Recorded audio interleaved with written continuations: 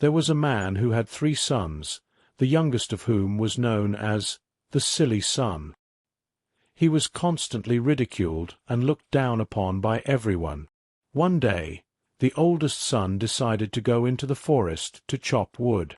Before he left, his mother gave him a delicious cake and a bottle of wine so he wouldn't go hungry or thirsty.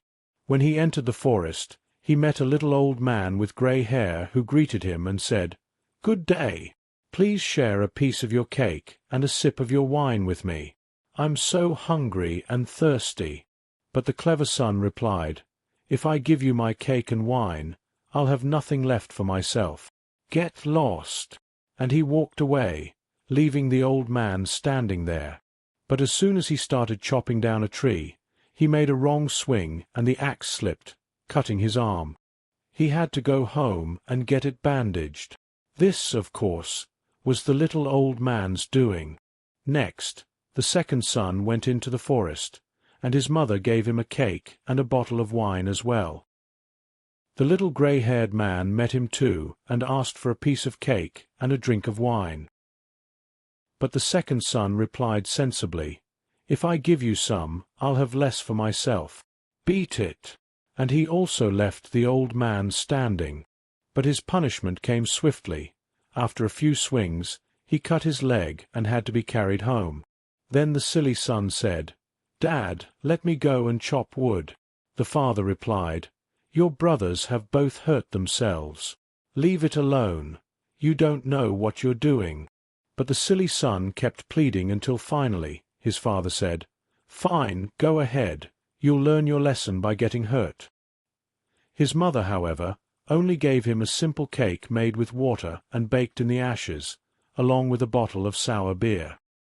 When he arrived at the forest, the little old grey-haired man met him as well and greeted him, saying, "Please, share a piece of your cake and a drink from your bottle. I'm so hungry and thirsty." The silly son replied, "All I have is a cinder cake and some sour beer, but if that's good enough for you, let's sit and eat together." So they sat down, and when the silly son pulled out his cinder cake, it had turned into a fine sweet cake, and the sour beer had become good wine. They ate and drank together, and afterward the old man said, "Because you have a kind heart and are willing to share, I'll bring you good fortune. There's an old tree over there. Chop it down, and you'll find something at its roots." Then the old man said, "Farewell," and left him. The silly son chopped down the tree, and when it fell, there was a goose sitting at the roots with feathers of pure gold. He picked it up, and instead of going home, he took it with him to an inn where he planned to stay the night. The innkeeper had 3 daughters who saw the golden goose and were curious about it.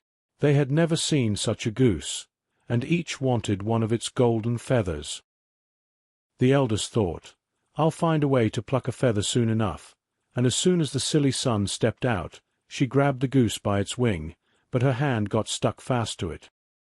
The second daughter came shortly after, eager to get a golden feather for herself.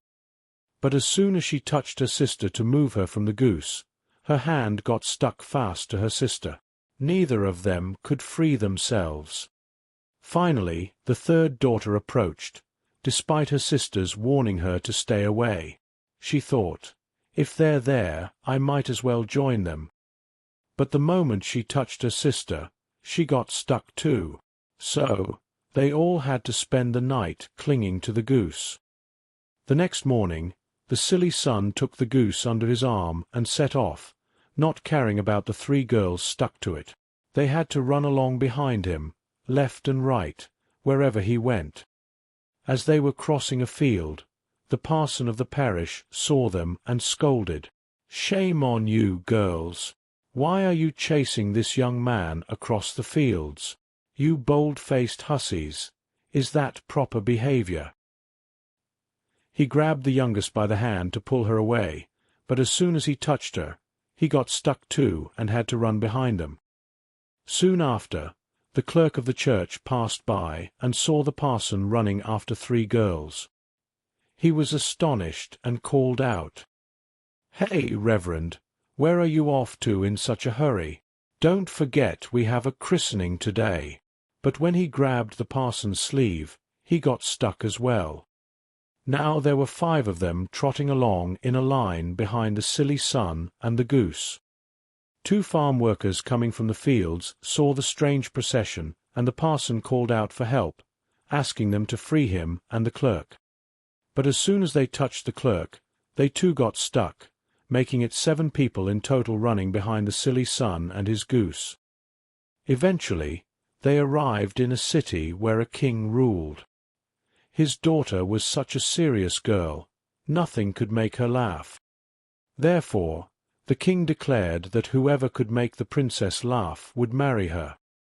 When the silly son heard this, he went with his goose and the 7 people trailing behind him to see the king's daughter.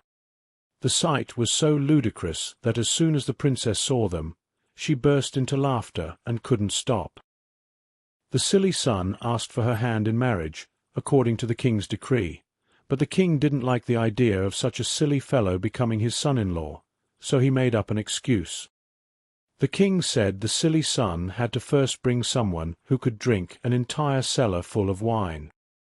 The silly son thought of the little grey-haired man who might help him, and went back into the forest to find him. In the same spot where he had chopped down the tree, he found a man sitting with a sad look on his face. The silly son asked him what was troubling him, and the man replied, "I'm so thirsty, but I can't quench it. Cold water just won't do, and I've already finished a barrel of wine, but it's like a drop in the ocean to me." "I can help with that," said the silly son. "Come with me, and you'll be satisfied." He led him to the king's cellar, and the man drank and drank until his sides hurt. By the end of the day, he had emptied all the barrels.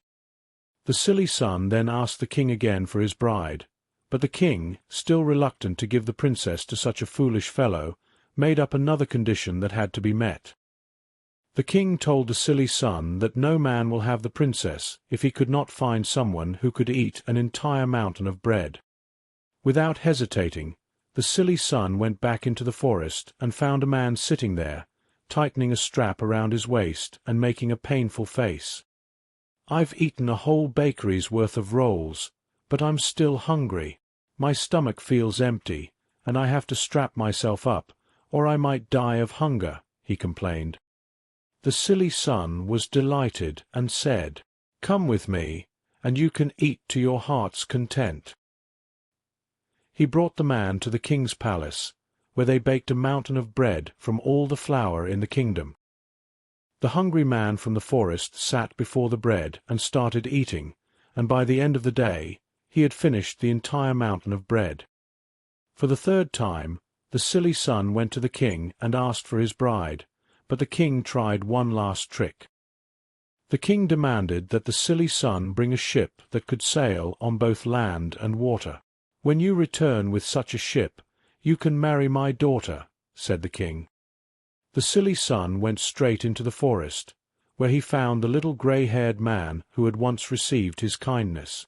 "It was I who sent you the men to drink the wine and eat the bread," the old man said. When he heard what the silly son now needed, he said, "Because you shared your food and drink with me, I'll give you the ship you need. I'm doing this because you once were kind to me." He then gave the silly son a ship that could sail on land and water. When the king saw this, he had no more excuses and finally agreed to let his daughter marry the silly son. The wedding was a grand celebration, and after the king passed away, the silly son inherited the kingdom and lived happily ever after with his wife. Thanks for watching. Please like, share, and subscribe to our channel for more Learn to Read stories.